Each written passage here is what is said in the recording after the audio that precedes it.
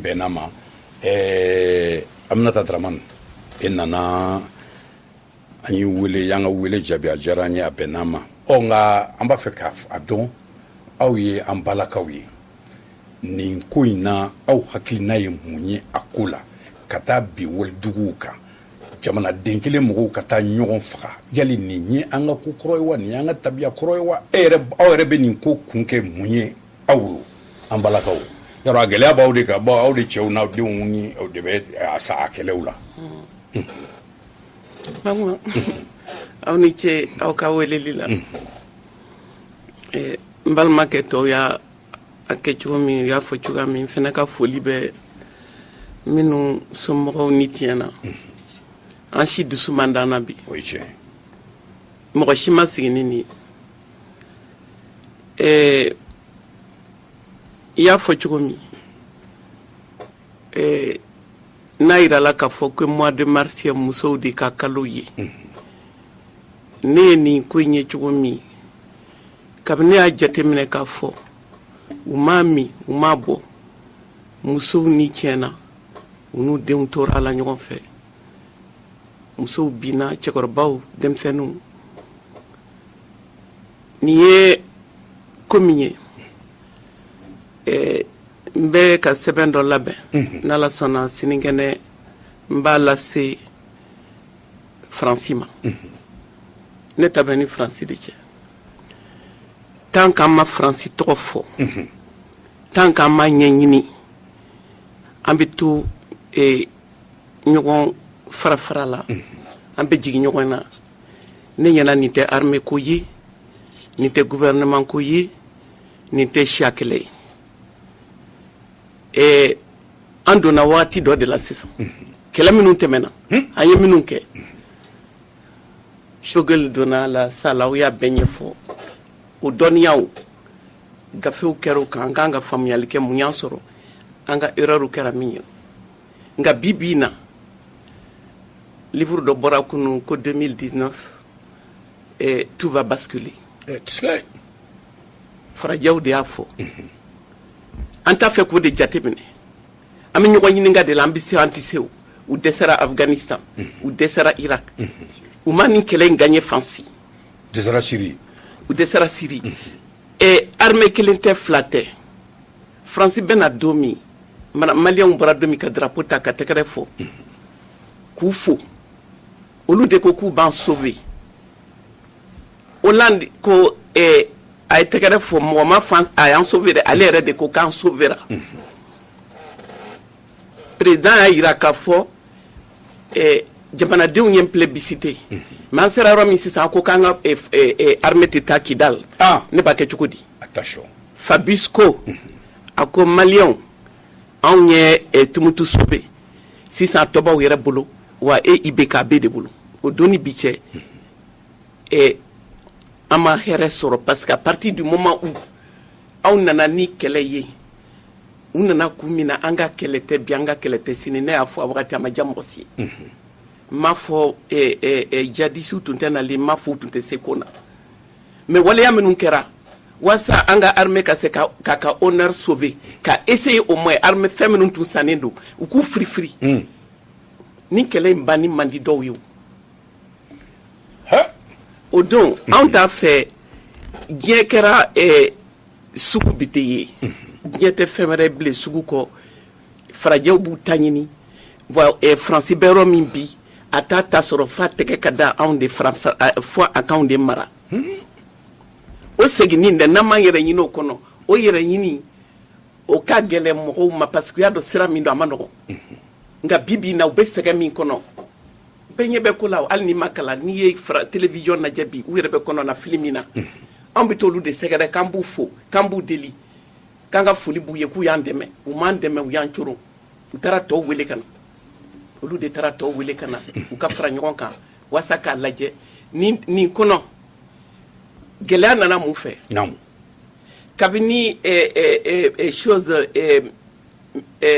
mur de Berlin binna olu de y'a yira k'a fɔ ko diɲɛ kɛra an bɛɛ kɛra kelen ye a bɛna kɛ sugu de sisan bɛɛ k'i ka yɔrɔw dayɛlɛ bɛɛ bɛ dɔ sɔrɔ bɛɛ bɛ lafiya o lafiya kɔnɔ anw ta kɛra gɛnni ye ala an kana sew fɛ yen olu dun mago b'an bolo fɛnw na wa an k'an labɛn fɛnɛ u ka entreprise kana an taw ta ne ye sigi o don ne ko bon an ye nin wo kɛ ka 8 mars kɛ ko violence faite aux femmes mais violence min ka jugu ni violence bɛɛ ye u ye marifa violence ani mɔgɔ kana militaire kɛlɛ cun i kan u y'a dɔn min se t'i ye parce que u y'a dɔn a se t'an ye an ka budget fankelen bɛɛ bɛ taa la école ko fura ko fɛn o fɛn a ɲininen don anw fɛ a ɲininen don an ni minnu bɛ ɲɔgɔn fɛ G5 Sahel la bɛɛ ka dɔ bɔ i kun ka don a la an ka taa kɛlɛ kɛ mɔgɔ minnu sara militaire kabini kɛlɛ in daminɛna san 6 in ye faransi ka mɔgɔ 24 de tora la c'est-à-dire su kelen kɔnɔ mɔgɔ minnu sara jura o de sara faransi ka o de tora la san 6 kɔnɔ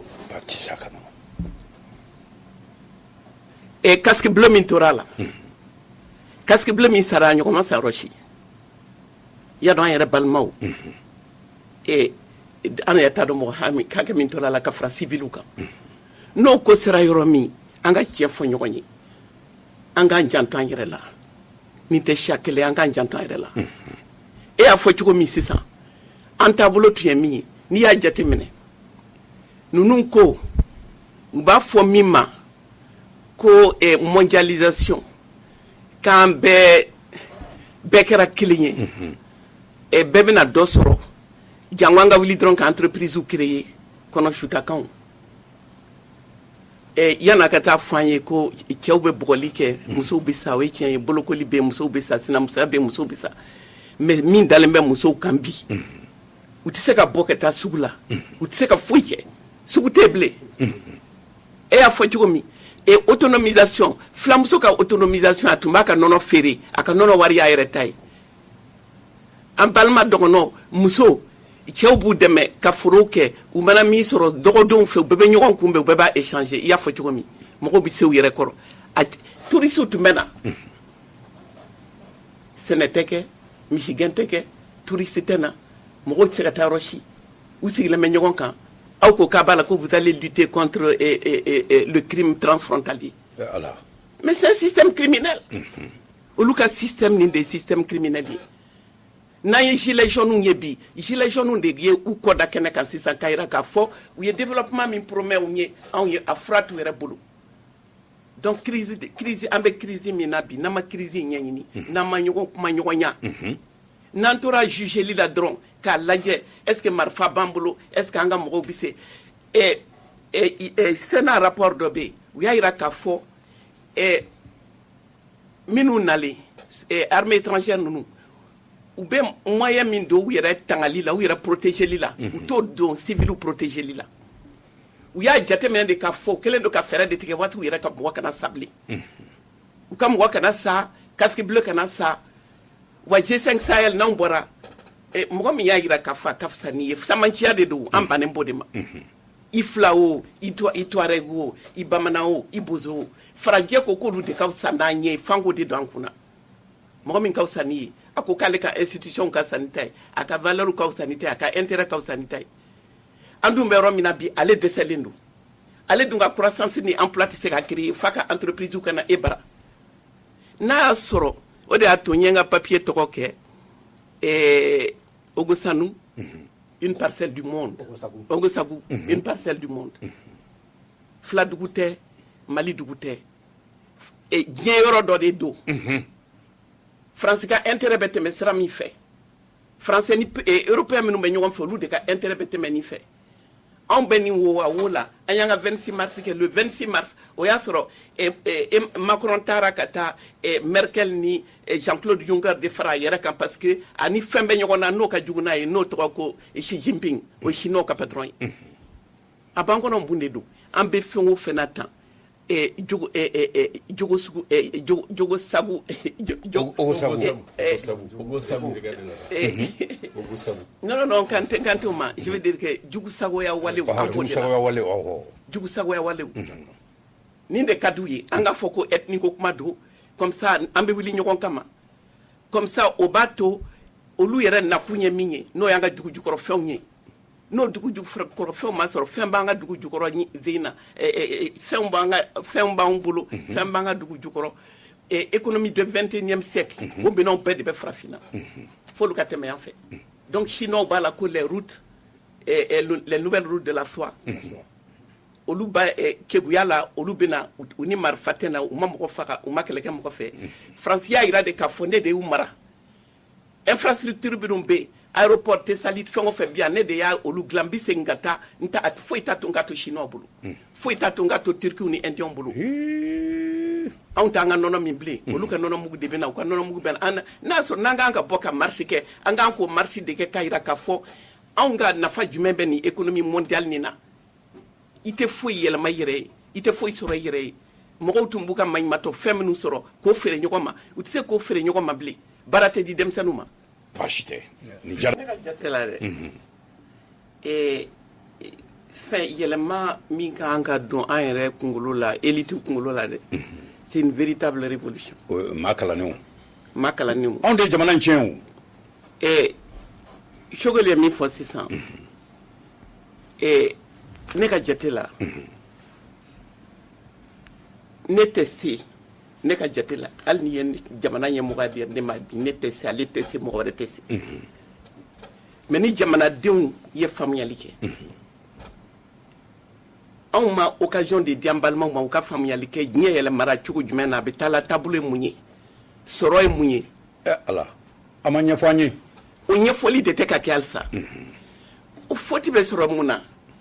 et parti de responsabilité ta ko mɔgɔw ka n'olu nɔfɛ k'u ka jamana dilan démocratie la mais n'o démocratie firila a da kan farajɛla yɛrɛ farajɛw minnu ka démocratie Mitterrand nana la bol depuis la bol u ye sira min yira an na o démocratie tɛ foyi de élection kɔ o démocratie vision de t'a la an k'an sigi k'a jate minɛ anw bɛ yɔrɔ la historiquement o tɔgɔ ko Mali nin de tɛmɛna anw ni farajɛw cɛ mais farajɛw bɛ yɔrɔ min bi u bɛ diɲɛ nɔfɛ u b'a fɛ u ye yɔrɔ minnu mara fɔlɔ u b'a fɛ ka segin yen an bɛ fara ɲɔgɔn kan cogo di walasa an kana malo mais n'an ko ɲɛmɔgɔw nɔ don Modibo binna Modibo ye mun k'o la a ko a b'a faso fɛ u y'a déstabiliser Musa nana n ye Musa ka vidéo lamɛn et président ale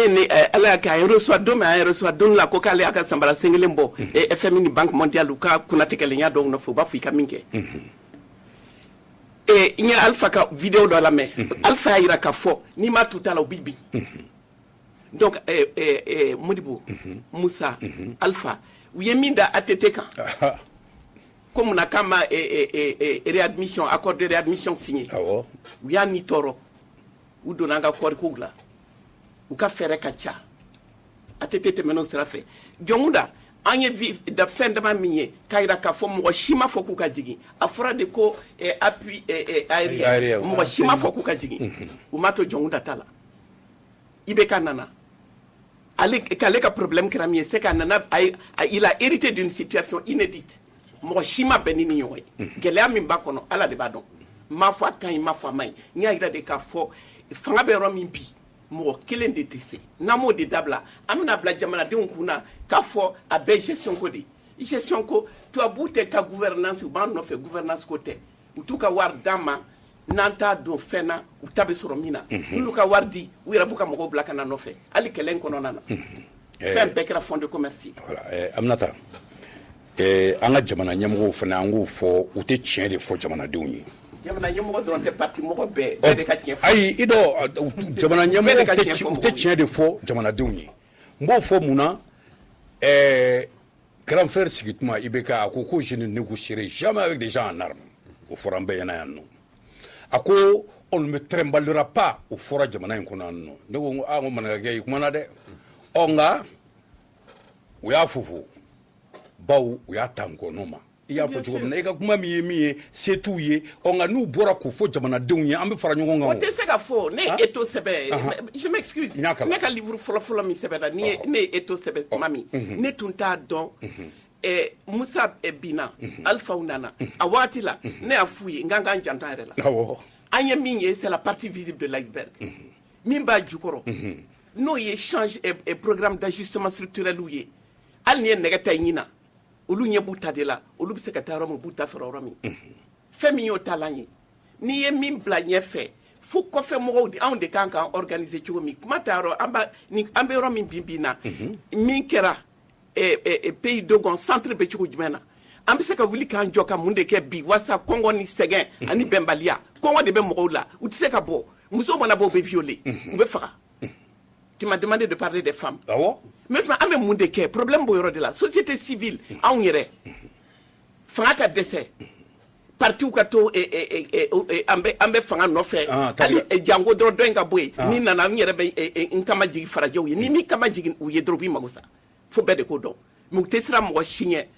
société civile ni opinion u yɛrɛ ka opinion min bɛ yan bi an k'an ka nin village in min kɛra nin village in kɔnɔ ne b'a fɛ k'o de ta ka t'o de yiri u la ka yira k'a fɔ ala sago aw sago aw de nana k'a b'an bɔ bolo la a résultat filɛ 6 ans après aw ko aw bɛ taa aw ka élection n'aw yɛrɛ bara a y'a lajɛ aw bɛ min na Mali la n'an m'o dabila aw ka hɛrɛ t'a la anw yɛrɛ ka hɛrɛ t'a la. Amadou Aya. ne ka jate la dɛ Sal ne ma sɔn o ma quoi aw dalen don démocratie min na ce n'est jamais une donnée acquise pour toujours quoi ce n'est pas quelque chose d'achevé k'a fɔ n'i ma tɛmɛ a sira fɛ c'est quelque chose qui est en construction a bɛ ka dilan de ye a bɛ dilan de démocratie bɛ dilan de a kɛra an kɔnɔ an y'an poro min kan 91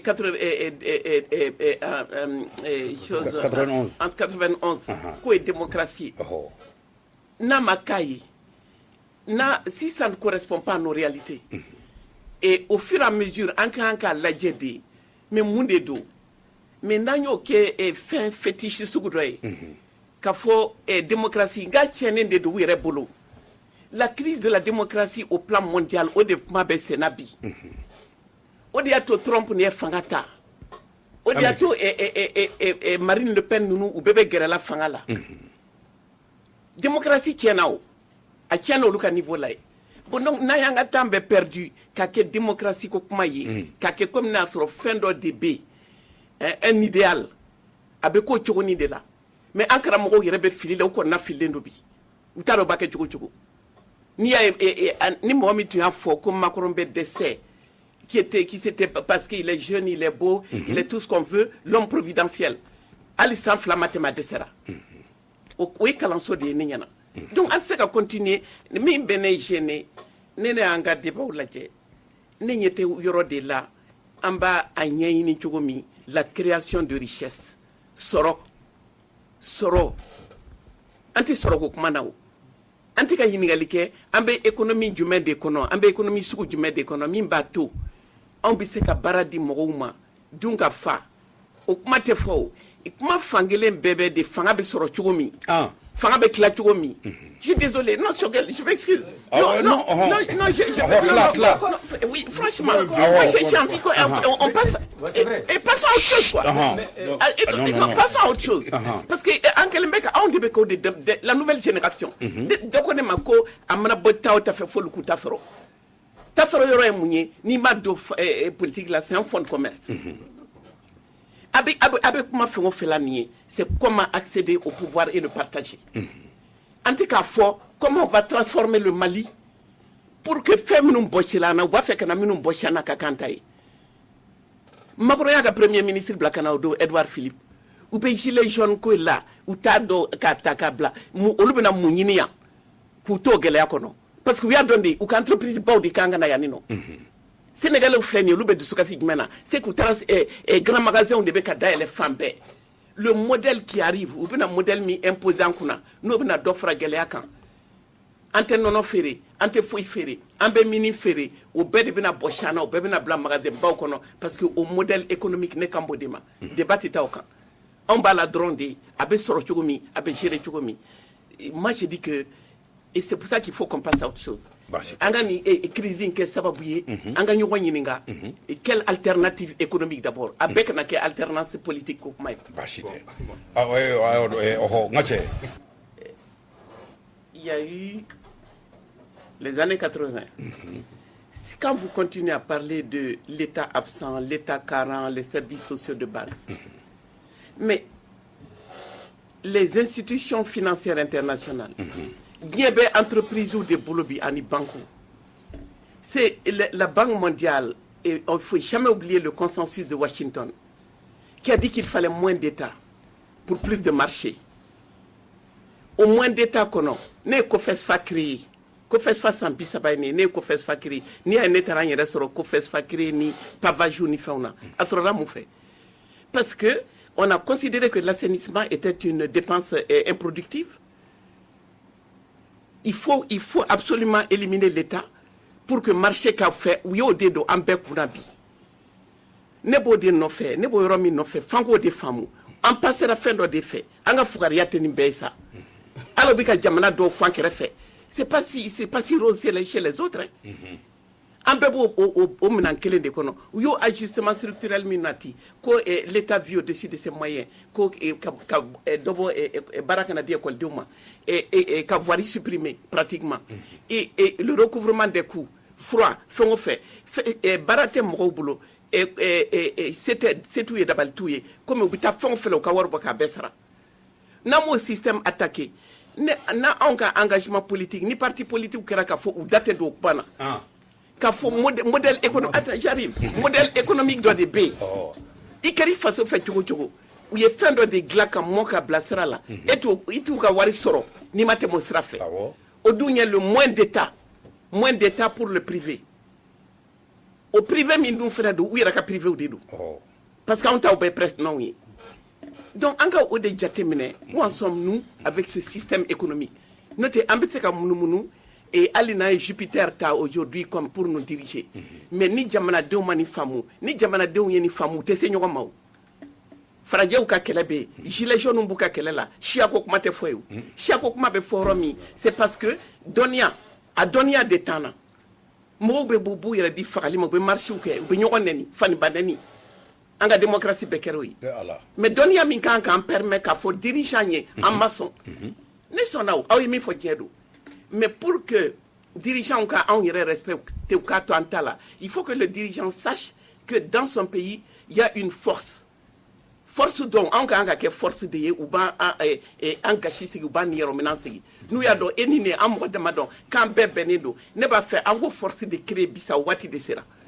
Parti côté où société civile côté. Wati sera. Anga jamana beromi abi fomi ma anéantissement. Parce que ou begela min konobi ou te boni gilet jaune ko ina chuga shila nous mana yugu ankuna. Ou donc on kana souffrir puisque be sranye. Mais c'est vrai. Aujourd'hui, les extrêmes droites qui montent au pouvoir, en balma minu siglembe, ou bien blinka daouludala, ou bien blinka dans onyerakun. Donc, au code, la protection que Macron est en train de promettre à l'Europe et à la France, aux protections des Kangana, c'est, ou économiquement, ou ba yininde, ou Lucas Soroka yiro ambara, ou des politiques problèmes yé bien. Anga, n'a qu'au président Gadjien Fogana, ne fait pas faux politicien, intellectuellement, capacité bambela. Mais qu'à faut tas moment en Chida Djeni. La politique doit tourner autour de l'enjeu économique et géostratégique aujourd'hui. Voilà. Ola, ibado anga kele kumba emia. Nimi nanye kele wuli ka jodro, nimi tara ko ke ministre obi magun. Anik mane bege. C'est ça amena kuma kunje. Baw wakati na tadra man fait amalla ni tien fo nyemgo ye ubike ujuwe. Ute tien fait, ute bara fait, ute barakela fait. Ambe kuma labandi ema. Ne mi fo nan toran kelengelena. An sega fo nyana bo. Choshila. Akadnebi. Anga premier ministre tara kofe atara communauté internationale kuma nyoya, il est dans son rôle. Mais ya fo chukomi ne nyana kene do de kanga si anga kuma nyogon kuma nyoya bi ko ma amblani kuma no kabini kele damne na consultation nationale ko kuma farama se ka sira so. Mais moi je dis an manque à le gouvernement makono gouvernement ka kene blanyaw on de kanga responsabilité ta fragela bi obiseka ke même en ligne amanga débat essoré en ligne boyani karama nenni te foite ka faudront comment aller vite. Comment be mo la c'est tout y dabal tout y nama en jantan yere la France be u ka jorona mu bi u te se ka élection gagner yembi ni ma fo ki be frafinke ki be dunonge ki be frafinke anga tambara bon ubo mi no fait c'est-à-dire que minum be gain ou lubena minnu tɛ baara la olu tɛ se ka taa minnu bɛ kɔrɔn fɛ